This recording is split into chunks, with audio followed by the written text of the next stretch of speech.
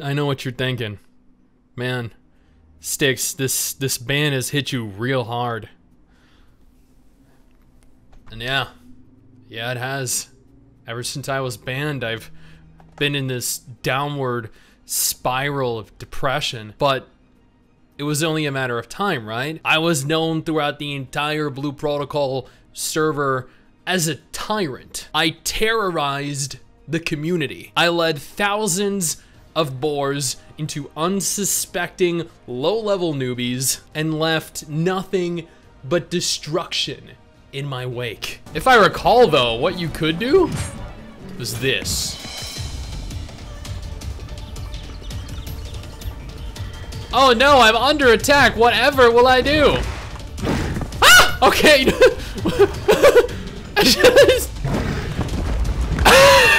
He's almost dead. No, come back. Damn it. Oh God. Let it love you.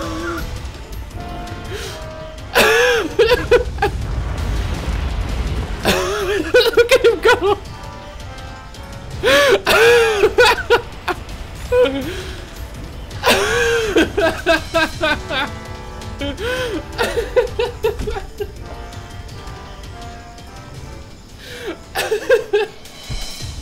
This is still chasing me. All jokes aside though, yeah, I got banned. MMORPG got banned. I think the vast majority of Western players got banned.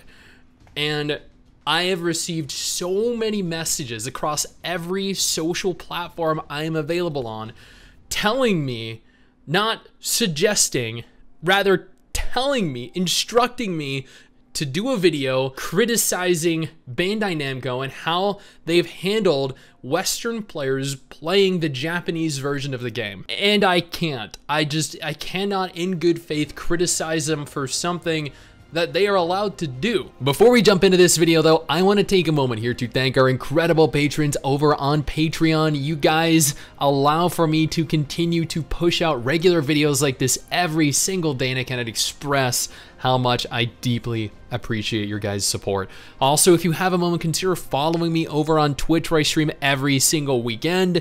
Most of the time. They clearly defined in their terms of service that they did not want players that did not currently reside within Japan playing their game. That if you did, and you resided outside of their specific country, you would receive a ban. I went into this knowing that. That's why I used a VPN for, because I was under the impression, much like the vast majority of you, that if I used a VPN, set my region to Japan, and I went a step further and used a dedicated IP, I was spending over $20 for that dedicated IP, that I would be able to get around the restrictions. Unfortunately, that was not the case.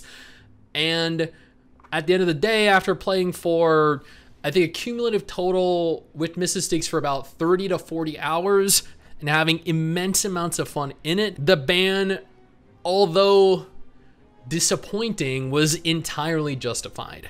Don't get me wrong, I don't necessarily understand the reasoning behind why you would restrict other regions from playing your game. Understand that they probably want to minimize Western players from potentially trying out the game ahead of the Western release of the game, because Amazon wants to capitalize on as much of the hype, as much of the new player experience as possible. This means that they don't want thousands, tens of thousands, potentially hundreds of thousands of players not playing the game because they tried it out and they were dissatisfied with the product in Japanese. And I don't necessarily support region restricting, but again, it is their game, it is their country. I'm not going to fault them for imposing these limitations. I do think it's a bit of an overreaction for a lot of players to lash out at Bandai Namco, to claim they want the game to fail now, to claim the game is absolute garbage since they got banned,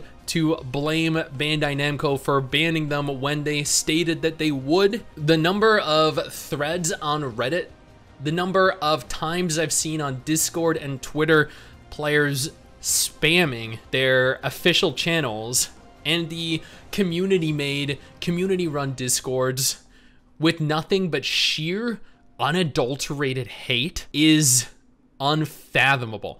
I genuinely and wholeheartedly did not expect so much negativity surrounding the Japanese release when this has been done a number of times before. When Soul Worker originally released in Korea with IP restrictions. Bless Online launched in Korea and restricted players from playing it. Lost Ark launched in Korea and restricted players from playing it. There was a reason why exit lag was generally advertised alongside most Western content creators' videos because you needed a VPN to play all these games. This is not something that Bandai Namco is the first to do. This is something that is generally done with Asian games. Moonlight Blade, Justice Online, Lost Ark, Blue Protocol, Soul Worker, Closers, Genshin Impact, which is a gacha game, Wuthering Waves, Tower of Fantasy. There are so many MMOs, gacha games, Asian games in general that are region restricted for months or years before we're able to get in and play it in our own respective language. Lashing out at Bandai Namco is not the way to go here.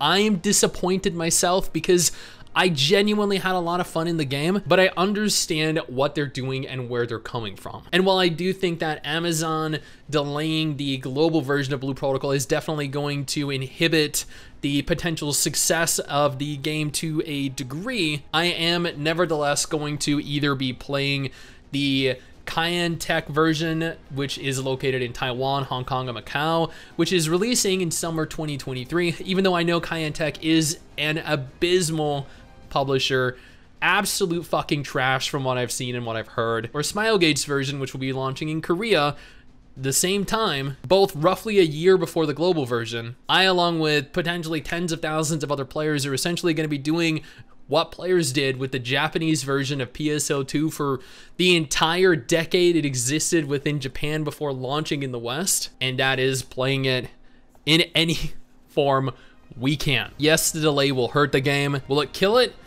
No. Will it aid in the death of the game? Definitely. Nevertheless, there's still a lot of Blue Protocol info to cover. I have a couple other topics coming up in the next few days that I want to go over, including the success that the Japanese version has thus far encountered, so keep an eye out for that. If Blue Protocol isn't an MMO that you're interested in though, absolutely no problem. I got you covered with 2 different videos on screen right now that might be of more interest to you.